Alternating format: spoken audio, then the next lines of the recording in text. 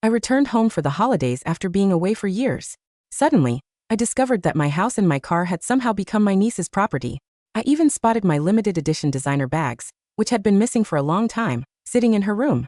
How was I the only one who didn't know about this? Because my company had been expanding overseas, I hadn't been home for the holidays in nearly 5 years. If it weren't for the anniversary of my younger sister's passing, I wouldn't have wanted to come back at all. As I approached the front door, I heard loud laughter and chatter coming from inside. I knew immediately that my older brother, Arthur, his wife Linda, and their children, Sienna and Silas, were all there. This house only seemed to have any life in it when my brother was around. I knocked on the door, and the laughter inside stopped abruptly. My nephew, Silas, opened the door for me. He didn't even bother to say hello before turning around and walking away. I softly greeted my parents, Arthur and Linda, then dragged my suitcase straight to my old room. Linda had never liked me from the very beginning. She always looked so cold and miserable, like everyone in the world owes her money. I heard her mutter. Arthur did what he always did. He tried to play both sides. All right, let it go. She won't be staying for more than a few days anyway. I waited until the chatter outside died down before I ventured out to get some water. On my way back to my room, something caught my eye on the sofa. It was a very familiar designer bag. Suddenly, a memory from 6 months ago flashed through my mind. Arthur had called me back then, sounding very casual. Avery, your niece Sienna is moving to New York for work. You have so many properties there, why not let her stay in one for a while? I didn't think much of it. I asked where her office was and gave her the keys to my closest apartment.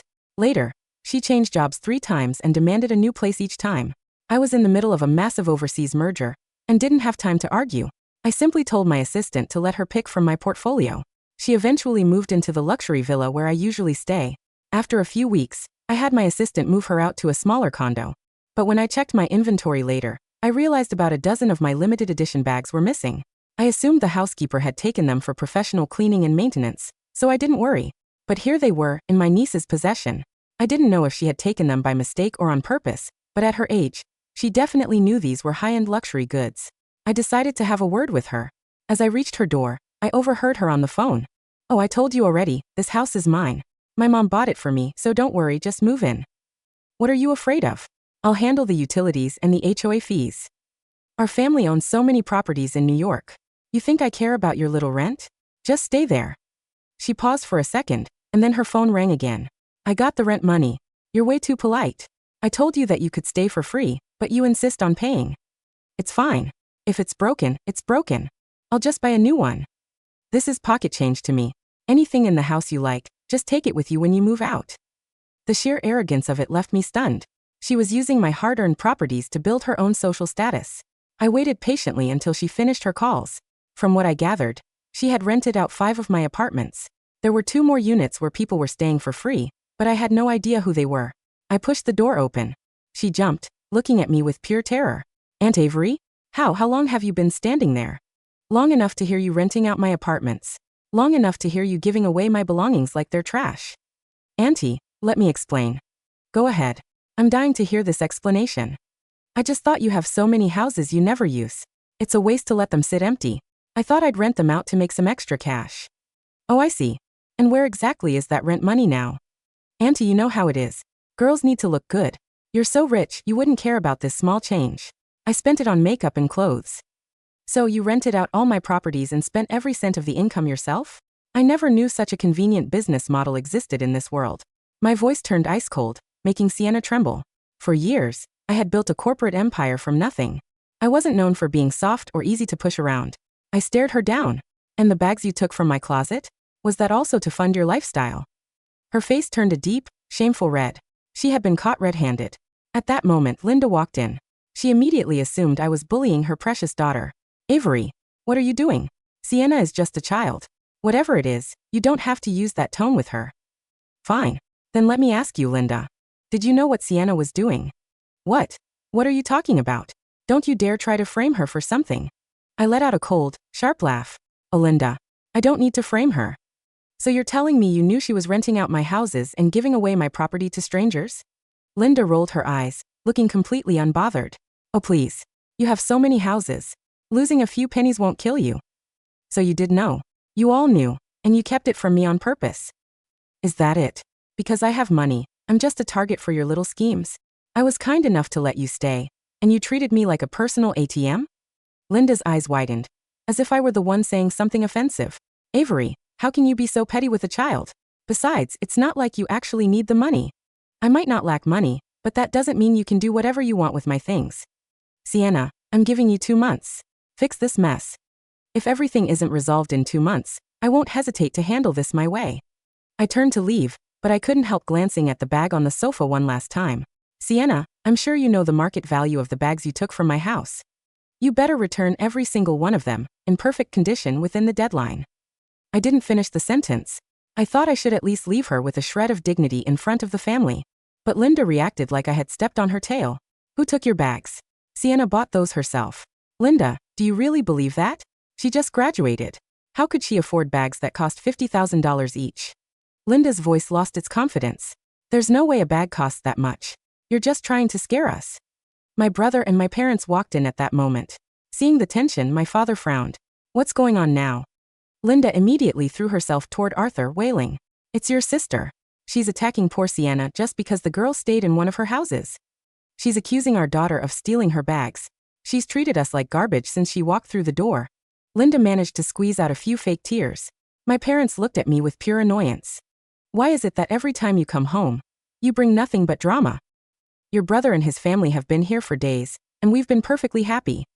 Sienna stayed in your house for a bit and used a few bags. Is that really worth this kind of interrogation? I looked at them. I listened to the way they said we and our family, clearly excluding me. Right. You're a family. Well, don't forget what I told you, Sienna. I didn't come here to ruin your perfect family. I'll be leaving as soon as I visit Lily's grave today. My father was so angry his finger shook as he pointed at me. You, listen to the way you talk. I didn't want to deal with them anymore. I grabbed my suitcase and walked out. Back in the city, I buried myself in work. My days were packed from sunrise to sunset. A few days later, my assistant showed me Sienna's social media profile. It was filled with posts painting her as a victim. I'm so heartbroken. I was staying with my own aunt, and now she's kicking me out on the street. She threatened me.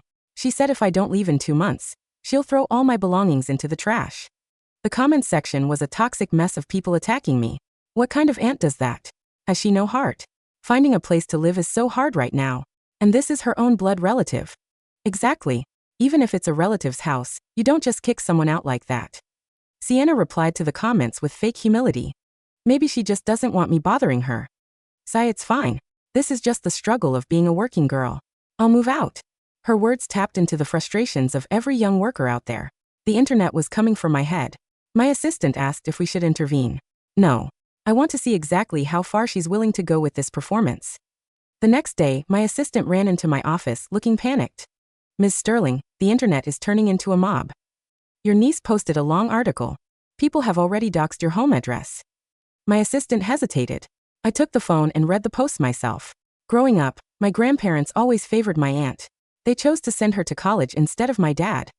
But after she graduated, she came back and stole the company my dad built with his own hands. I did borrow those bags, but I felt they were rightfully ours to begin with. There was even a video of a news interview attached. In the video, my parents were crying in front of the camera. We treated her and her brother exactly the same. We never expected her to be so cruel behind our backs. She hasn't come home in years. We don't even know who she is anymore. We don't want to ruin her.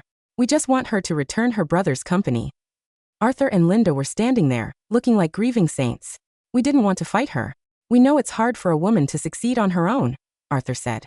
But then she seduced my business partner and conspired to steal the company from me. Now she's threatening my daughter. I couldn't stay silent anymore. I had to speak up. As long as she leaves my children alone, we don't even care about the money or the company. Wow, what a masterpiece of lies. The video was edited perfectly to trigger public outrage. My assistant was terrified. Ms. Sterling, this is hurting the company's stock. We can't ignore this. I looked at him calmly. Why are you shaking? You've been with me for years. We've seen worse than this. For 3 days, I didn't issue a single statement. I sat in my corner office on the 45th floor of Sterling Tower in Manhattan, watching the stock ticker flicker in red. Sterling Enterprises stock dropped 8% in 48 hours. The internet was calling for a total boycott of my brand. Outside my building, a dozen paparazzi and freelance reporters were camped with telephoto lenses, waiting to catch a glimpse of the heartless, cold-blooded aunt. My head of PR, Marcus, paced nervously across the Persian rug. Avery, the board, is losing its mind. The media is painting you as a corporate monster who starved her family and stole her brother's legacy. Why aren't we releasing the press? Kit.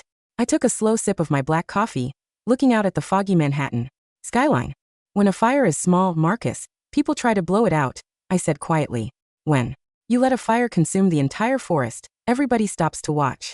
And that is when you show them who owns the land. I set my cup down with a soft clink.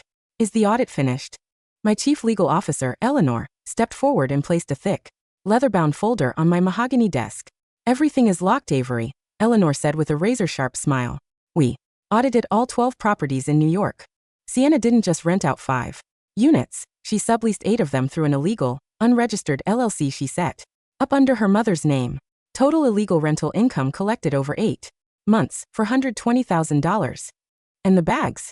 We verified your private vault inventory against security logs from your New York townhouse, Eleanor continued. Sienna stole 14 limited edition Hermes, Chanel, and crocodile skin Birkin bags. She pawned 3 of them in Soho for quick cash and kept 11 in her room. Total market value of the stolen goods, $680,000. I smiled thinly. In the state of New York, theft of property exceeding $50,000 is a Class B felony, grand larceny in the first degree. It carries a mandatory prison sentence of up to 25 years. What about Arthur's claims regarding the company? I asked. Eleanor opened a second file. Arthur never owned a single share of Sterling Enterprises. We pulled the original incorporation documents from 15 years ago. You funded the initial capital using your university scholarship grant and a $50,000 personal loan from your late sister, Lily. My chest tightened slightly at the mention of Lily's name. And my brother's financial history? Arthur ran a small, bankrupt drywall business 12 years ago, Eleanor said, handing me a certified bank record. You paid off his $300,000 gambling debt out of your own pocket so he wouldn't go to prison. He hasn't held a real job since. I closed the folder with a heavy, final thud. They wanted a public trial, I said smoothly, standing up and smoothing down my tailored silk blazer. Let's give them the main stage. While Sienna was busy responding to fan comments on TikTok about how she was staying strong despite her aunt's cruelty, the storm was already knocking on her door. At 11 p.m. on a rainy Tuesday, 3 black NYPD cruisers and 2 unmarked vans pulled up to the luxury high-rise on 57th Street, the penthouse apartment Sienna was illegally occupying and using to host her influencer friends. Sienna was in the middle of a live stream, wearing one of my $45,000 vintage Chanel coats, holding a glass of wine. Yeah guys, she was saying to her 30,000 live viewers, her voice dripping with fake melancholy. My aunt still hasn't reached out. She's so bitter. But my family and I believe in forgiveness. Bam, bam, bam. The heavy oak door rattled violently under sharp, authoritative knocks. Sienna blinked, caught off guard. Hold on guys, someone's at the door. Probably the concierge bringing my late-night sushi. She walked over to the door, keeping her phone camera pointed at herself, and pulled it open.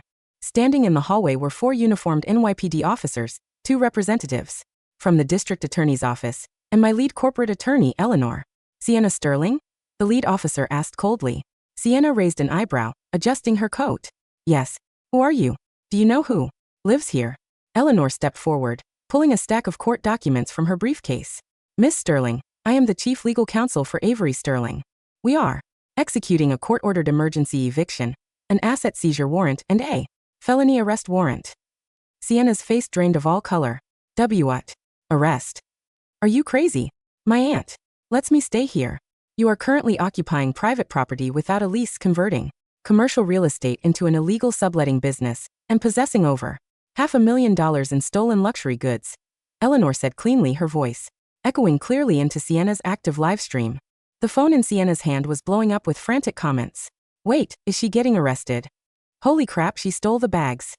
Is that a felony warrant? Put the phone down, ma'am, the officer commanded, stepping into the foyer. No. Touch me and I'll sue you. Sienna shrieked, dropping her wine glass. The glass shattered across the Italian marble floor.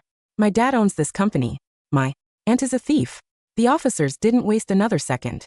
They grabbed her arms, pulled them behind her back, and clicked a pair of heavy steel handcuffs around her wrists. Sienna Sterling, you are under arrest for grand larceny in the first degree, identity fraud and criminal trespass, the officer read, dragging her out into the carpeted hallway.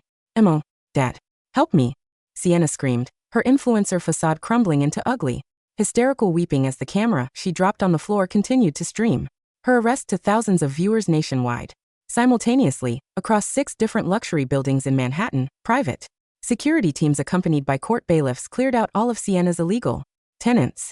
Her friends, who had been living rent-free in my multi-million-dollar condos, were thrown onto the sidewalk in the rain with their suitcases, realizing too late that their rich heiress friend was nothing more than a glorified squatter.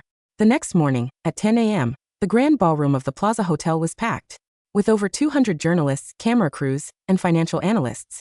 Arthur, Linda, and my elderly parents had shown up, thinking this was going to be the moment I publicly surrendered and handed over corporate shares to settle the scandal. Arthur wore a cheap suit, sitting in the front row, holding my mother's hand, putting on a show of a grieving, forgiving elder brother. Linda was dabbing her eyes with a tissue, whispering to the local news cameras. The room went dead silent as the side doors opened. I walked onto the stage alone. I didn't wear dark colors to look pathetic. I wore an ivory white bespoke suit, my hair pulled back into a sleek, razor-sharp bun. I stood at the podium, looking down at my family with an expression of quiet, absolute detachment. Ladies and gentlemen of the press, I began, my voice calm, steady, and amplified through the speakers. Over the past 72 hours, a narrative has been circulated regarding my family, my integrity, and the origins of Sterling Enterprises. I tapped the control pad on the podium.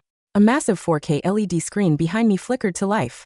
Let us address the claim that I stole my brother Arthur's company, I said. Smoothly, the screen illuminated 3 certified documents from the State Department of Commerce. Document 1. Incorporation Papers for Sterling Enterprises, 2009. Founder, Avery Sterling. Equity, 100%. Capital source, $50,000 personal loan from my late sister Lily Sterling. Gasps rippled through the audience. Document 2. Bank records from 2011. I swiped the screen, showing a wire transfer of $300,000 from my personal account to the Manhattan District Court to clear Arthur Sterling's illegal gambling debts and prevent his arrest. Arthur's face turned an unsightly shade of purple. He half stood from his seat, his voice cracking. Avery, what are you doing? This is family business. Sit down, Arthur, I said without even raising my voice, yet the sheer authority in my tone made him freeze in his tracks. Now let us address my niece, Sienna Sterling. I clicked the remote again. The screen shifted to a high-definition video playing in a loop. It was the security footage from Sienna's bedroom inside my home, captured 6 months ago. The video clearly showed Sienna pulling my velvet vault keys from my study drawer, walking into my private closet, and shoving 12 crocodile Birkin and Chanel bags into a large duffel bag while laughing with her mother, Linda. On the audio track, Linda's voice rang out with terrifying clarity. Take the crocodile ones, Sienna. She has so many, she won't even notice. If she asks, just say the housekeeper lost them. The press corps erupted into a frenzy of flashing cameras. Journalists were standing up, shouting questions, typing furiously on their laptops. Linda turned pale as a corpse, shrinking into her seat, covering her face with her handbag. And finally, I looked directly at my parents, who were staring at the screen, in complete horrified shock, regarding the claim that my parents paid for my college education while neglecting my brother. I pulled up a single, yellowed paper onto the screen. This is the last will and testament of my late sister, Lily Sterling, who passed away 5 years ago from leukemia. My voice softened slightly, but remained as hard as cold steel. While I was working 18-hour days to build this company and pay for Lily's specialized medical treatments, my parents and brother refused to visit her in the hospital because they were busy funding Arthur's failed dry cleaning business. Lily left her entire life insurance policy to me. She explicitly noted in her will that our parents had disowned her for refusing to sign over her college savings to Arthur. I closed the presentation file. The screen went dark, leaving only the corporate logo of Sterling Enterprises glowing brightly behind me. As of 8 a.m. this morning, I announced, looking at the cameras, criminal charges for felony grand larceny, conspiracy, and defamation have been formally filed against Sienna Sterling, Linda Sterling, and Arthur Sterling. Furthermore, Sterling Enterprises has initiated a civil lawsuit for $30 million in corporate damages against all 3 individuals. Thank you. I turned around and walked off the stage, leaving the room in absolute, deafening chaos. The collapse of my family was swift, brutal, and completely devoid of mercy. By the afternoon, the media narrative had done a complete 180-degree turn. The public, realizing they had been manipulated by a spoiled influencer and a family of parasites, turned their rage on Sienna's social media accounts. Her millions of followers plummeted. Brands canceled her sponsorships within hours. The hashtag Sienna the Thief trended #1 globally. In jail, Sienna was denied bail due to the sheer value of the stolen goods and the fleeing risk. Linda was arrested 2 days later as an accomplice to grand larceny after bank records proved she had deposited $150,000 of the illegal rental money into her personal savings account. Arthur, facing $30 million in civil damages and completely ruined in the eyes of the public, tried to flee the state. He was picked up by state troopers at the airport, carrying 2 suitcases stuffed with cheap suits and $10,000 in cash he had scraped together by selling his car. 1 week after the press conference, I was sitting in my office when my assistant informed me that my parents were downstairs in the lobby, begging to see me. I allowed them up.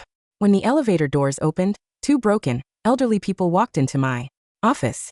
My father, who had always carried himself with arrogant authority in our small hometown, looked frail and bent.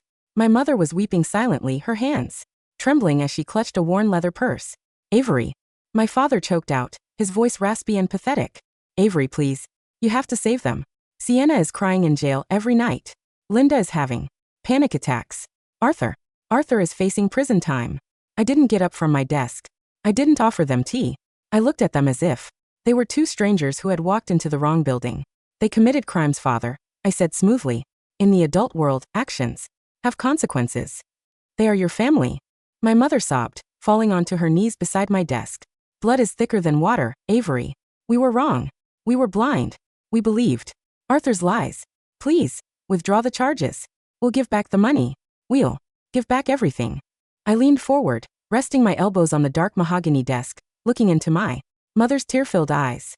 Where was that blood when Lily was dying in the hospital room, begging for you to come hold her hand? I asked, my voice dropping into a razor-thin whisper. My mother froze. Where was that blood when Arthur stole Lily's medical fund, and you covered it up because he was your precious son? I continued, every word landing like a physical strike. Where was that blood when you stood in front of national news cameras 3 days ago and called me a thief? Avery, we were confused. My father stammered, tears streaming down his wrinkled face. Were your parents? You were never my parents, I said calmly, standing up. You were Arthur's parents. Lily and I were just the extra mouths you had to feed until we became useful. I pressed the intercom button on my desk. Security, please escort these 2 individuals out of the building. Revoke their visitor passes permanently. 2 tall, broad-shouldered security guards walked into the office, gently but firmly taking my parents by their arms. Avery, you can't do this. You'll burn in hell for this. My father screamed as he was dragged toward the executive elevator. We gave you life, and I paid for it, I said softly as the heavy brass door slid shut, cutting off his voice forever. In full. 6 months later, the New York State Supreme Court delivered its final verdicts. Sienna Sterling was convicted of grand larceny in the 1st degree and sentenced to 6 years in a state correctional facility. Her influencer career was permanently dead, her name synonymous with fraud and greed. Linda Sterling was sentenced to 3 years for conspiracy and tax evasion. Arthur Sterling, found guilty of corporate defamation, fraud, and harboring stolen property, was sentenced to 8 years. The court ordered total asset forfeiture, seizing his house, his cars, and his bank accounts to satisfy the civil judgment. My parents were forced to move out of their comfortable hometown house, which had been bought using money Arthur had stolen from me, and into a small 1-bedroom, rented apartment on the outskirts of town, living off a tiny state pension. The family that had tried to tear me down had been completely erased from my life. On a crisp, sunny afternoon in October, I drove up to a quiet, tree-lined cemetery in upstate New York. I walked through the fallen autumn leaves until I reached a white marble tombstone situated on a peaceful hill overlooking a quiet lake. Lily Sterling, beloved sister, pure soul, forever free. I set a large bouquet of fresh white lilies beside the stone. I sat on the polished granite bench beside her grave, pulling my coat tighter against the cool autumn wind. I opened a bottle of vintage red wine, poured 2 glasses, and set one beside her headstone. I took care of them, Lily, I whispered softly, looking out at the golden sunlight reflecting off the lake. They'll never hurt anyone again. The wind rustled through the maple trees, scattering bright red and gold leaves across the grass. For the first time in 15 years, my chest felt light. The crushing weight of anger, betrayal, and obligation was gone, replaced by a quiet, unbreakable peace. I picked up my wine glass, raised it toward the clear blue sky, and took a slow, satisfying sip. The empire was mine. The peace was mine. And no one would ever take it from me again.